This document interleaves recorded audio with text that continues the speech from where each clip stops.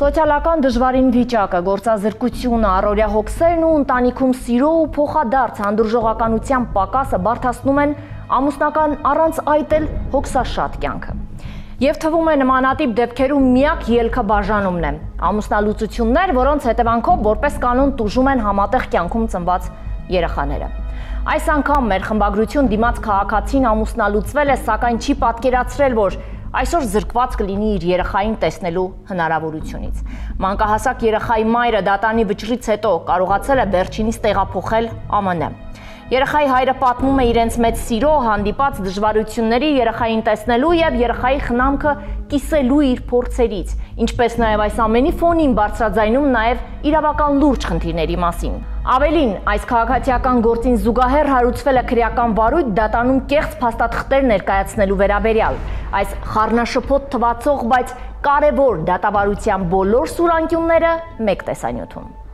Գարեգին Թաթոսյանը կնոջից բաժանվելուց հետո, ինչպես իրականում քիչ հայ հայրեր, ցանկացավ իր պարտականությունները իրականացնել երեխայի նկատմամբ համահավասար կերպով, զբաղվել երեխայի խնամքով եւ դաստիարակությամբ, շարունակել տեսակցել իր երեխային։ Բայց ինչպես հենց Գարեգինն է պատմում, իր արդեն նախկին կնոջ կողմից հանդիպեց արգելքների, որից դրդված էլ դիմեց դատարան տեսակցությունների կարգ նշանակելու պահանջով։ Գարեգինը պատմում է, որ կնոջը շատ է սիրել եւ պատրաստ է եղել նրան ապահովել ամեն ինչով, սակայն աղջկա ծնողները նրա վրա որոշակի ազդեցություն են թողել, ինչի հետևանքով էլ ի վերջո զույգը բաժանվել է։ Մինչ օրս Գարեգինի համար հարցական է մնացել կնոջ կտրուկ փոփոխությունն ու բաժանման հստակ որոշումը։ Օրերից մի օր սենց ուղակի ճամպրուկները հավաքում է, գնում է։ Դա իմ սրտով չի, ես քեզ սիրում եմ, իմ սիրած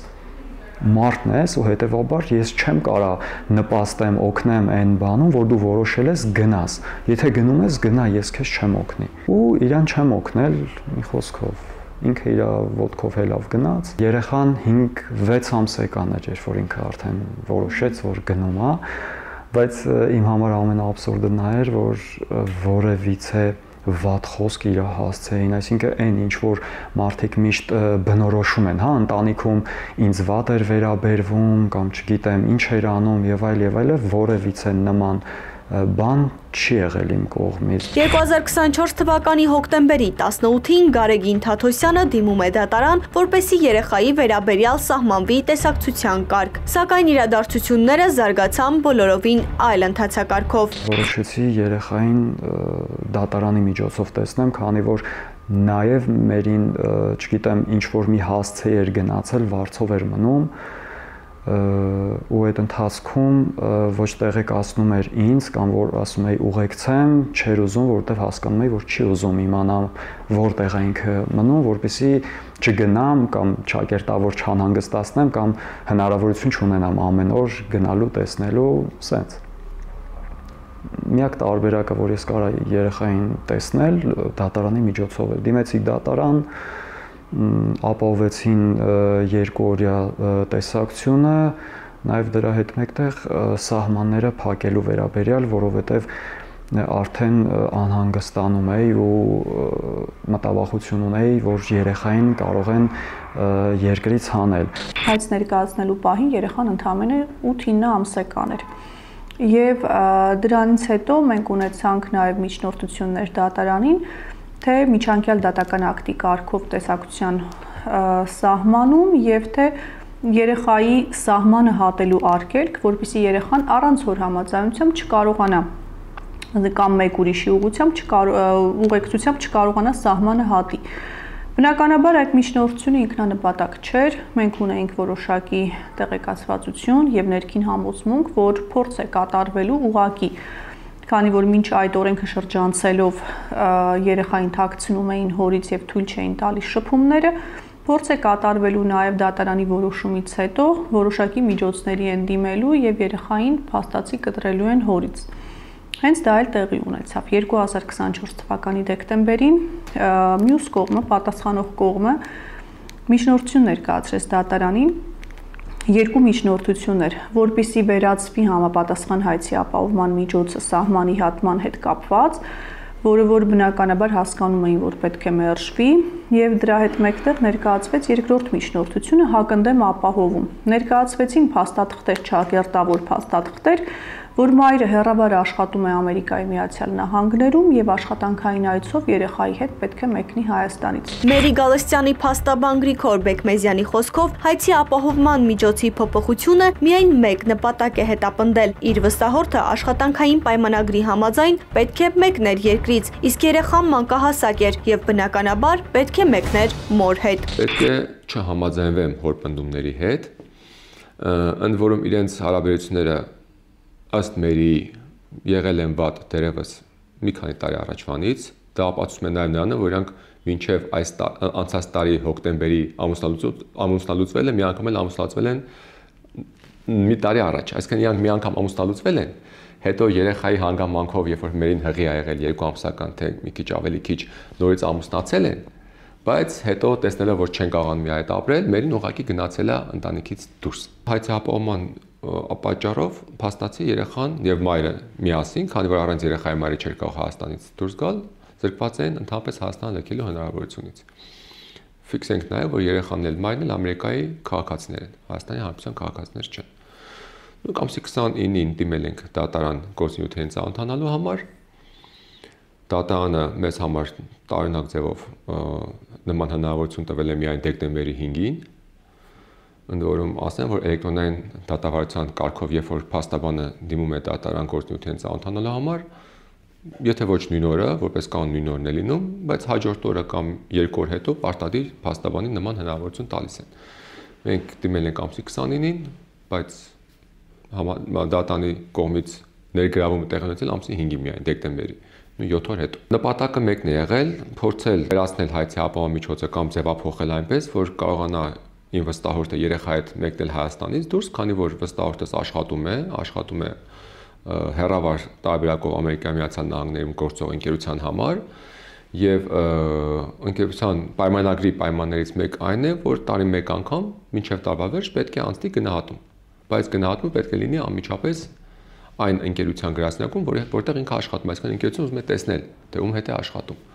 Սա պայմանագրի պայման է, ընդ որում աշխատում է 2024 թվականի հունիս ամսից, պայմանագիրը կնքված է հունիս ամսով։ Միակ տան ապրուստը հոգում է վստահորդս, ինքն է երեխայի ապրուստը հոգողը, երեխան բնակվում է իր հետ, եւ փաստացի աշխատանքի կորուստը նաեւ կարող է հանգեցնել երեխայի նկատմամբ կամ երեխայի համար ցանկացած նյութական ապահովության միջոցների վերացում։ Փաստաբան Լուսինե Վիրապյանի խոսքով կողմի քայլերը գուցե արդարացված լինեին այն պարագայում, եթե հայր ծնողը ունենար որոշակի վնասակար սովորություններ, բայց սա հաստատ այդ դեպքը չէր, եւ մոր բացակայության ընթացքում հայրը կարող էր իր վրա վերցնել երեխայի ողջ խնամքը։ Մեր կողմից առաջարկ է արվել, որ եթե ներկայացնում եք 10 օր ընդհանրապես մայրը պետք է լինի Միացյալ Նահանգներում, հայրը մեծ պատրաստակամությամբ կխնամի երեխային այդ 10 օրվա ընթացքում, մոր հետ վերադառնալուց հետո հետ կվերադարձնի երեխայի խնամքը, որպեսզի պատշաճ իրականացվի, բայց ի զարմանս ինձ փաստորեն դեռևս կան մարդիկ, ովքեր մտածում են, որ հայրը չի կարող երեխային խնամել։ Հաջորդ քայլը միջնորդությամբ հակընդդեմ ապահովումն էր։ Եթե երեխայի սահմանը չի բացվում եւ մայրը հնարավորություն չունի երեխայի հետ մեկնելու Հայաստանից, այդ դեպքում թող հայրը 4 միլիոն դրամ որպես այդպիսին դեպոզիտին վճարի, որպես վնասների հավանական վնասների հատուցում, որպեսզի պարզ լինի, այդ վնասները վրա չէին հասել։ Այդ վնասները կարող էին վրա հասնել, եթե օրինակ գործատուն տուգաներ կամ աշխատանքային պայմանագիրը խզեր։ Մինչև այս պահը մենք չունենք այդ փաստը։ Դիմել ենք դատարան, որպեսզի դատարանը առաջացնի դատարանը կամ հայցի ապահովումը վերացնի արգելանքի մասով, հատեսակցության մասով խնդիր չկա, հայրը իրավունք ունի երեխային տեսնելու, որևէ խնդիր չենք տեսնում այդտեղ, կամ խնդրել ենք ձևափոխել ապահովումը միայն Միացյալ Նահանգներ մեկնելու հետ կապված հնարավորություն տալ, որպեսզի մեկնի։ Ընդ որում դատարանը նաև ցույց ենք տվել տոմսերը Հայաստանից մեկնելու ամսի 23-ին եւ վերադառնալու հունվարի 3-ին, եթե չեմ սխալվում, այսինքն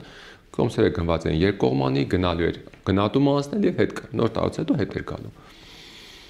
Դատարանը մեր միջնորդությունը քննել է օրենքով նախատեսված 15-օրյա ժամկետից ուշ, օրենքով նշված է, որ եթե հայցի ապահովման վերացման ձևափոխման միջնորդությունը ներկայացվում, ապա պետք է քննվի եւ որոշում կայացվի 15-օրյա ընթացքում։ դատանը որոշում առաջացան դատանը կայացրել է 22 օր հետո։ Ընդ որում մենք նաև ներկայացրել ենք տոմսերը, որտեղից ակնհայտ երևում է, որ պետք է 23-ին մեկնի, բայց դատանը որոշումը հրապարակել ամսի 26-ին։ Ստիպված հետաձգել են գնահատումը ինչ որ կերպ խնդրելով, հասկացնելով, որ այստեղ կա դատական process, երեխայի նկատմամբ կա արգելանք, մայրը չի կարող առանց երեխայի մեկնել Հայաստանից, քանի որ երեխան կրծքով է կերակրվում։ Ընդ որում մենք ունենք բժշկական նաև ցուցում, որ երեխան ցանկալի է շարունակի կրծքով կերակրվել, այսինքն բոլոր ապացույցները կային, որ մայրը առանց երեխայի չի կարող գնալ, բայց փաստացի դատարանը եւ հոր կողմից ներկայացված հայցի ապահովումը արգելում էին երեխայի ազատ տեղաշարժումը, տեղաշարժը ընդ որում արգելում էին երեխային նաև մոր հետ ազատ տեղաշարժվել, բայց մայրը չէր կարող առանց երեխայի գնալ։ Դիմեցինք ստիպված վերաքննիչ դատարան, բարեբախտաբար վերաքննիչ դատարանը գտավ, որ մենք ճիշտ ենք եւ այնտեղ իրավական նրբությունների մեջ չեմ ուզում խորանալ, հա այնտեղ հակընդդեմ ապահովում կիրառեց, որի արդյունքում հայցի ապահովումը վերացավ։ Եվ բոլորը գիտեն, որ նպատակը հայցի ապահովման վերացման մեկնելու մասով մեկն է, որ իմ վստահորդը մեկնի Միացյալ Նահանգներ, կարողանա անցնի գնահատում, որ շարունակի աշխատել։ Տեսեք, դեկտեմբերին եթե ինքը մեկներ գնահատման, այն ժամանակ, երբ որ մենք հայցադիմումը հայցի ապահովման միջոցի վերացման միջնորդություն ներկայացրել էինք, մեկնել էր մինչև դեկտեմբերի վերջ գնահատում անցներ եւ հունվարի սկիզբ վերադառնար Հայաստան։ Տոմսերը այդպես էլ գնված էին դեկտեմբերի 23-ից մինչև հունվարի 3-ը կամ 10-ը։ Գնալերը հետ կար, բայց քանի որ հետաձգվեց, այսինքն մինչև ինքը տարվա վերջ չկարողացավ գնահատմանը մասնակցել, ինքը խնդրեց, որպեսզի հետաձգեն իր գնահատման ժամկետը։ Եւ այդ ժամկետը հետաձգվեց այս տարի, բայց դեռևս ես նամակել ձեզ կտամ, դուք կտեսնեք, ժամկետ նշանակված չի եղել առնվազն փետրվարի 18-ի դրությամբ, բայց երբ որ նշանակվի ինքը ինձ անպայման տեղեկացնել է, դեռ չգիտեմ երբ է նշանակված։ Փետրվարին արդեն մենք կարողացանք վերաքննիչ դատանի շնորհիվ հնարավորություն ստանալ, որ վստահորդս մեկնի Միացյալ Նահանգներ, ընդ որում որոշումը եղել է վերաքննիչ դատանի, եթե չեմ սխալվում, հիմա օրը կարող խառնել ամսի 10-ին էր, թե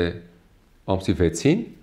փետրվարի, վստահորդս մեկնել է ամսի 12-ին, այսինքն անմիջապես չի մեկնել, մինչև տոմսեր են արել, հայցի ապահովումը վերացվել է, համապատասխան գործողություններ արել են եւ այլն։ Պարզապես արգելանքը վերացել էր, մարդիկ տոմսերը գնեցին եւ երեխայի հետ մեկնեց Միացյալ Նահանգներ։ Սա եղել ամբողջ պատմությունը։ Գարեգինի պնդմամբ երեխայի տեսակցությունների ժամանակ նախկին կինը տարբեր միջոցներով փորձել է այնպես անել, որ երեխան լաց լինի եւ չցանկանա մնալ հոր մոտ։ Մի ժամանակ հասկացա, որ տեսակցության ժամանակ երեխան անհանգիստ է, լացում է, բայց մինչև այդ ասենք մոտս գալիս էր, խաղում էր, այդ վարքագիծը չէր դրսևորում էլի երեխան։ Ինչ որ մի ժամանակից հասկացա, որ երեխան շատ տարօրինակ է իրան պահում, լացում է, անդադ ուզում է մոր մոտ գնա, դե դրան սկզբից վատ չէի նայում, ասում եմ դե հիմա մայրն է, մոր մոտ է ուզում գնա, չգիտեմ, ասենք չէի մտածում, որ ինչ որ մի բան այստեղ այն չի, բայց հետո իմ մտերիմներից մեկը ասեց Գարեգին ջան, երեխան այդ ձևով մոր մոտ գնում է այն ժամանակ, երբ որ սոված է։ Չենք բացառում, որ երեխան կկարոտի կամ կուզենա որ մոտ գնա, չեմ ծայրահեղացնում, բայց համենայն դեպս հիմնական շեշտը նա է, որ երեխան սոված ժամանակ է այդպես իրան դրսևորում։ Ինձ հուշեցին, ասեցին որևիցե մի ապուր պատրաստի, հետդ տար։ Ասեցի լավ։ Ուրեմն որ ապուրը տարա, դե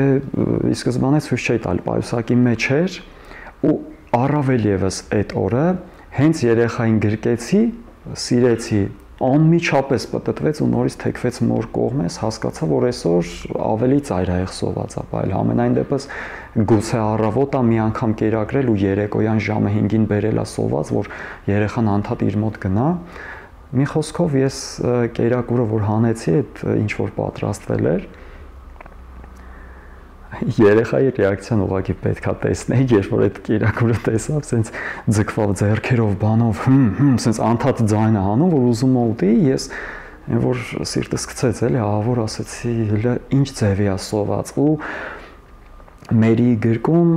երեխային 1-2 գտալ, երբ որ տվեցի, սենց արագ-արագ կերավ, ես համոզվեցի տեղ, որ իսկապես երեխային սոված է բերում, որպեսզի մոտս չգա էլի, անդադ գնա։ Դու չես կարող երեխային այնպես կառավարել, որ ինքը չլացի կամ չուզենա լացել եւ այլն, մանավանդ երբ երեխան 9-10 ամսական է։ Երեխան լացել է, որովհետեւ երեխան լացել է, որովհետեւ այդ բանը երևի թե չի ուզել ցել մորից առանձին լինել կամ չի ուզել գտնվել հոր մոտ, կամ ուղղակի երեխա է 10 ամսական դու չես կարող կանխատեսել, թե ինքը ինչու է լացում։ Եվ դա հիմնավորել պատճառաբան է, որ երեխան սոված է, ես կարծում եմ ընդհանրապես որևէ հիմք չունի։ Մանավանդ որ ես գիտեմ, որ նույնիսկ մերի խնդրանքով շնորհակալություն նաև մյուս կողմի համաձայնվել են ժամ փոխել, որ երեխան գոնե քնի նոր գնա, որովհետև երեխայի քնի ժամն էլ է հնարավոր չի եղել վերահսկել։ Եվ այն ժամը, որ իրենք սկզբնական շրջանում խնդրած են եղել, այդ ժամը երեխայի քնելու ժամն է եղել։ Եվ մերին ստիպված, որպեսզի չուշանա տեսակցությունից, երեխային քնայից արթնացրել, տարել է հանդիպումների։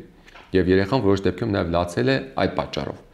Բայց հետո տեսնելով, որ իսկապես անհարմար է երեխայի համար, իսկ այս դեպքում մենք բոլորս գիտենք, որ կարևորը երեխայի շահն է։ Մերի Գալստյանը երեխայի հետ մեկնեց հայրենիքից Ամերիկայի Միացյալ Նահանգներ։ Ուստի հանդիպել իր հետ եւ լսել նրա տեսակետն ու կարծիքը մեզ ֆիզիկապես չհաջողվեց։ Սակայն վերջինիս փաստաբանը մեզ տրամադրեց Մերի Գալստյանի կողմից ուղարկված նամակը, որտեղ նա մանրամասն նկարագրել է իր եւ նախկին ամուսնու միջև եղած փոխհարաբերությունները։ Համաձայն Մերի Գալստյանի մեր ձեռքի տակ հայտնված իր նախկին ամուսինը ընկերոջ հետ միասին 2024 թվականի հուլիսի 19-ին իրեն եւ երեխային փակել են ավտոմեքենայում եւ սպառնալիքներ հնչեցրել, թե այլևս չի տեսնի երեխային։ Իսկապես ուզում եմ վերադառնալ Հայաստան, սակայն շատ մտահոգ եմ իմ եւ Էրինայի անվտանգության, ազատ տեղաշարժի եւ հանգիստ ապրելու համար։ Երբ հեռացել էի այդ միջավայրից երեխայիս հայրը 2024-ի հուլիսի 19-ին ընկերոջ հետ ինձ ու երեխայիս փակել էր մեքենայի մեջ։ Ընկերը նույնիսկ սպառնաց ասելով, որ երեխայիս կտեսնեմ միայն դպրոցից հետո։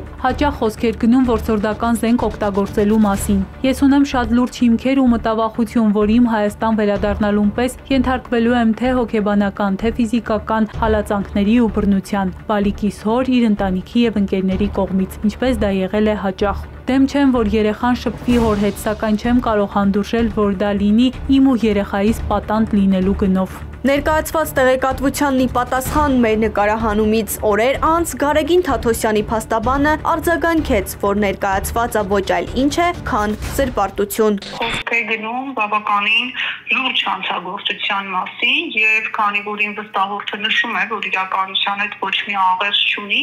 կարծում եմ, որ մենք կքննարկենք զրպարտության եւ սուտ մատնության հետ կապված համապատասխան իրավական գնահատական պահանջելու մեր հետագա քայլերը, ինչպես նաեւ կարծում եմ, որ եթե դրա մեջ մի նշան, աննշան հիմքեր լինեին եւ իրականության հետ համապատասխաներ, յուրաքանչյուր իրավագիտակից քաղաքացի կարծում եմ գոնե հիմքեր ունեմ այդպիսին համարելու Մերի Գալստյանին, պետք է դիմել իրավապահ մարմիններին, առաջին հերթին երեխային եւ ինչու՞ չէ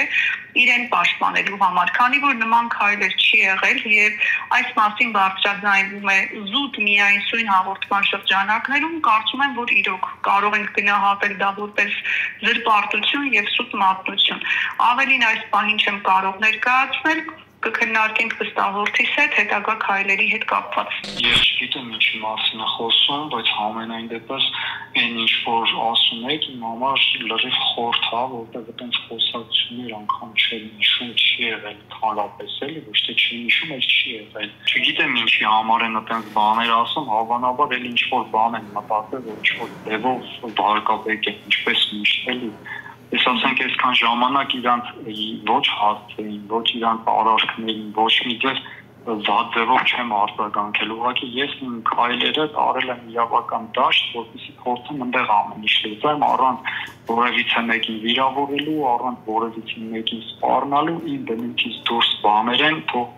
բաներ չասեն ասեին։ Մեզ փոխանցված նամակում Մերի Գալստյանը մի շարք տեղեկություններ է հայտնել նաև իր ընտանիքի անդամների, իր ապրուստի եւ այլնի վերաբերյալ։ Հետևություն անելով նամակի բովանդակությունից պարզ է դառնում, որ Մերին մեծացել է, մեղմ ասած բավականին խիստ ընտանիքում։ Դրա մասին է նաև վկայում նամակի հետևյալ բովանդակությունը։ Հարկ համարեցի պատմել ծնողներիս մասին, որովհետև դա ցույց է տալիս իմ մանկության պատկերն ու այն պայմանները, որում ես մեծացել եմ։ Մայրս շատ խիստ էր եւ հաճախ սարսափազդու հայացքով ինձ ասում էր, որ եթե շեղվեմ, կմորթի ինձ, կթաղի, ասում էր, որ հիշեմ անհնարին բան չկա կյանքում, պիտի շատ ուզեմ, շատ աշխատեմ ու հասնեմ, ոչ ոք ինձ ոչինչ չի տալու, ասում էր։ Շատ մեկուսացած եմ մեծացել։ Ինձ թվում է դա էլ է նպաստել կյանքի հանդեպ իմ ունեցած յուրօրինակ հայացքների ձևավորվելուն։ Դրա հետ մեկտեղ Մերին շնորհակալ է ծնողներին, որ իրեն օգնել են դուրս գալ այն դժվարին կացությունից, որում հայտնվել էր։ Աղջկաս համար վախենում եմ, որ կհեռացնեն ինձնից եւ տարիներով չեմ կարողանա գտնել, քանի որ Հայաստանում նման դեպքեր շատ եմ լսել։ Ես այնքան վախեցած, ուժասպառ ու հուսահատ էի, որ փորձեցի խուսափել սպառնալիքներից ու վրեժխնդրությունից։ Աղջկաս հետ մեկնեցի երկրից, ամբողջովին հյուծված էի։ Հասկացա, որ այլևս ի վիճակի չեմ միայնակ տանել շրջապատի բազմակողմանի խայթոցները։ Միաժամանակ երկու տեղ էի աշխատում, որպեսզի ապահովեմ ինձ ու երեխայիս։ Կապվեցի ծնողներիս հետ, իրենց աջակցությունը խնդրեցի։ Նրանք խրախուսեցին ինձ, հորդորեցին վերադառնալ իրենց տուն։ Հորդորեցին նաև օգնություն ու պաշտպանություն փնտրել ԱՄՆ դեսպանատանը։ Մերին իրեն շատ ճնշված է զգացել այդ տանը, Մերին իրեն շատ նվաստացած է զգացել, սա իր խոսքերն են, իրեն անդադ արամարել են, իր մոտ տպավորություն է եղել, որ իր հետ կոնկրետ նպատակով են ամուսնացել, նպատակը եղել է կամ Ամերիկայի վիզա ստանալը, կամ օգտվել է Մերի Ամերիկայի քաղաքացիությունից, ընդ որում ըստ Մերի այն պահին, երբ որ իրանք մտել են դեսպանատուն եւ իր ամուսինը չի ստացել վիզա, դրանից հետո ամուսինը սկսել է ընդհանրապես իր եւ երեխայի նկատմամբ ուշադրություն չդրսևորել։ Ընդ որում Մերին տնից հեռացել է մինչև երկրորդ ամուսնալությունը։ Մի քանի ամիս ինքը առանձին է ապրել եւ հետո նոր դիմել են ամուսնալության։ Բայց չնայած այդ ամեն ինչի, Մերին երբեք չի խոչընդոտել, որ ինքը երեխայի հետ հանդիպի։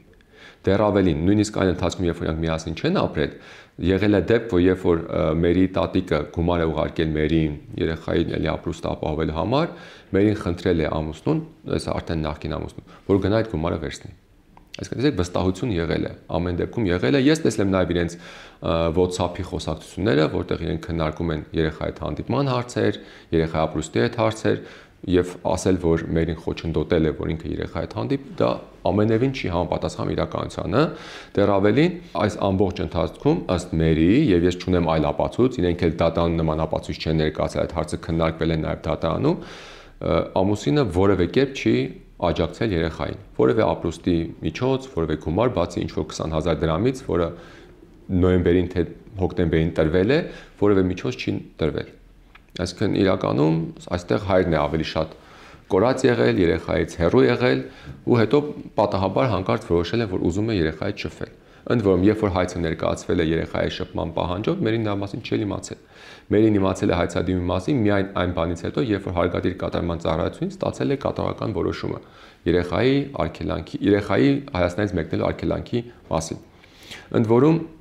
քանի որ արդեն տեսակցությունների հետ կապված հանգամանքներ ես ներկա եմ եղել, այսինքն ես արդեն Մերի շահի ներկայացնելուց եմ եղել, ոչ մի դեպքում Մերին խոչընդոտ չի հանդիսացել։ Դեռ ավելին, ես ինքս եմ Մերին խնդրել եւ ինքն էլ համաձայնվել է, որ այնպիսի ժամերին լինի կամ այնպիսի վայրում, որ նույնիսկ ծախս չանի հայրը, նկատի ունեմ ինչ որ բան ուտելու կամ բանի համար, որտեղ եթե հանդիպում են, հանդիպել են կամ այգում, իսկ ծմրանը այգում հանդիպելը ցուրտ էր, հարմար չէր։ Մեկ-երկու անգամ եղել է հանդիպել են ռեստորանում, խնդիր եղել վճարման, հա Մերին է վճարել, բայց ես ասել եմ, որ հանդիպեք այնպիսի վայրում, որտեղ վճարման խնդիր չլինի։ Եվ իրենք վերջին մի քանի հանդիպումը գիտեն, որ հանդիպել են մեր գրախանութներից մեկում, որտեղ կա հնարավորություն, որ մարդիկ նստեն, զրուցեն, շփվեն եւ այլն։ Ուզում եմ տեսնեմ երեխայիս իմ կողքը, ինչքան էլ տեսակապով փորձեմ երեխայիս տեսնեմ, չեմ կարա, որովհետեւ ինչքան էլ իմանաս երեխատ գոյություն ունի, տեսնում ես եւ այլը, բայց ֆիզիկապես գրկել ու զգալ այն ջերմությունը, որ Աստված պարգևել է, կարծում եմ ամեն ծնող արժանի է այդ բերկրանքը զգալու։ Փաստաբանի խոսքով կան կասկածներ, որ դատարան ներկայացված փաստաթղթերը կնոջ Ամերիկայի Միացյալ Նահանգներում աշխատելու վերաբերյալ կեղծ են։ Վերաքննիչ բողոքը երբ որ ներկայացվեց, իմ կողմից ներկայացվեց վերաքննիչ բողոքի պատասխան, ներկայացնելով բոլոր փաստերը, սկսած այն փաստից, որ այն ընկերությունը, որը որ ներկայացվում է որպես պայմանագրի կողմ, գոյություն չունի ամերիկյան Բոստոն նահանգի իրավաբանական անձանց բազայում, որի վերաբերյալ ապացույցը մենք թարգմանությամբ ներկայացրել ենք դատարանին։ Բացի այդ, ներկայացվում են որոշակի բանկային փոխանցումներ, ի հավաստումն առ այն, որ կատարվել է որոշակի ծառայություններ եւ ստացվել է ծառայության գումար, որը որ իրականության չի համապատասխանում այդ փաստը, նույնպես քանի որ ներկայացված կտրոնների, չեկերի Անկամ այսպես առերևույթ անզեն աչքով նայելուց մենք տեսնում ենք, որ դրանք կեղծված են։ Այսինքն նշված ապացույցը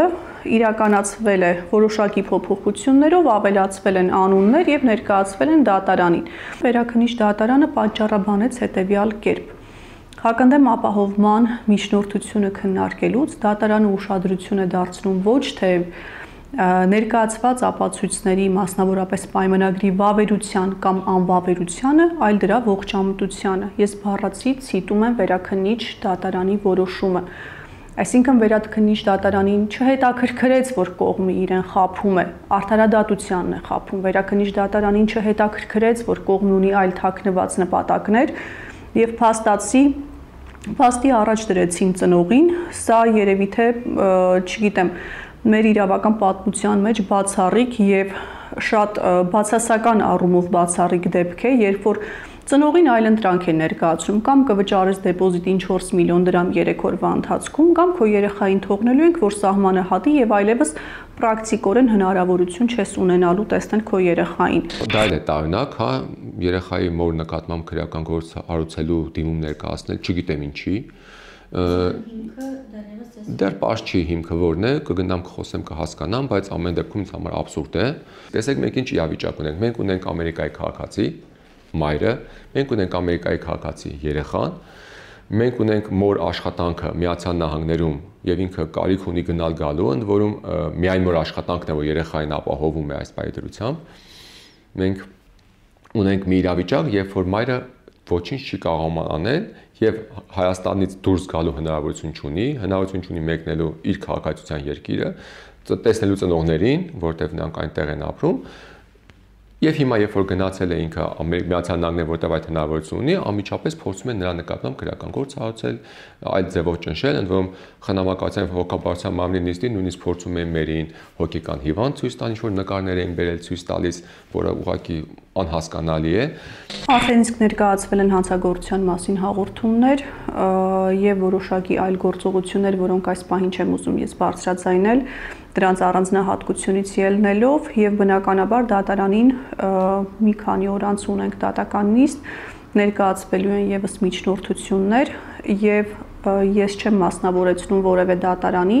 բայց դատական համակարգից պահանջում ենք իրենց թույլտվությամբ ուղղակի երկրից դուրս եկած երեխային ցանկացած միջոցով հետ վերադարձնեն։ Եթե դատական համակարգը թույլ է տալիս, որպեսզի իրավունքը չարաշահվի, նախապես իմանալով ես նախապես տեղեկացրել եմ, որ տեղի է ունենում այլ նպատակի համար գործողություններ, այս պահին միակ պատասխանատուն դատական համակարգն է։ Թող հետ վերադարձնեն, ծնողը պահանջում է իր երեխային։ Ապացույցները, բացատրությունները կամ դատավարական փաստաթղթերը կամ հետազոտական միջոցառման արդյունքով ստացված տվյալներ, առարկաներ կեղծելու, փոխելու, ոչնչացնելու, թաքցնելու, կեղծ ապացույցներ ներկայացնելու փաստի առթիվ Հայաստանի Հանրապետության Քննչական կոմիտեի Էրեբունի եւ Նուբարաշեն վարչական շրջանների քննչական բաժնում նախաձեռնվեց քրեական վարույթ։ Հաղորդում ներկայացած անձը վիճարկում է հենց ներկայացված փաստաթղթերի ենթադրյալ կեղծ լինելը։ Վերոնշյալ քրեական վարույթի շրջանակներում կատարվել են բազմաթիվ ապացուցողական եւ վարույթային գործողություններ, որպես վկա հարցաքննվել է ԳԹ-ն, որը ավելի մանրամասն ներկայացվել է հաղորդման նշված հանգամանքները, ավելացնելով այն, որ վերաքննիչ քաղաքացիական դատարանի կողմից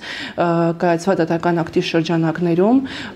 վերացել է առաջին ատյան դատարանի կողմից կայացված դատական ակտը, որով արգելվում էր ՄԳ-ին կամ ցանկացած այլ անձի երեխային դուրս հանել Հայաստանի Հանրապետության սահմաններից։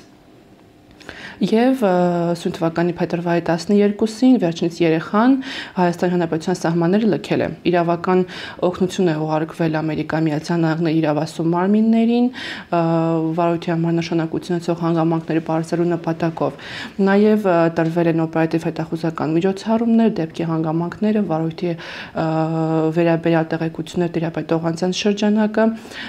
եւ բարձրաբանման ենթակա որոշակի հանգամանքներ բարձրելու նպատակով։ Միջոցառումներին ձեռնարկում նաև ներկայացված փաստաթղթերի բնօրինակները հայտնաբերելու, առգրավելու ուղղությամբ արդեն ըստ այդ փաստաթղթերի հիման վրա էլ համապատասխան փորձաքննություններ նշանակելու համար։ Հարցին, թե երբ է մերին երեխայի հետ վերադառնալու Հայաստան, փաստաբանը պատասխանեց, որ դեռևս օր նշանակված չէ վերջինիս գործատուի կողմից, հետևաբար հստակ օր ասել չի կարող։ Փաստաբանի խոսքով, եթե իր վստահորդը այսքանից հետո որոշի չվերադառնալ, ապա ինքը լիովին կարդարացնի վերջինիս քայլը։ Եվ նման պայմաններում ես ուզում եմ հասկանալ նորմալ մարդը, ով մտածում է երեխայի մասին,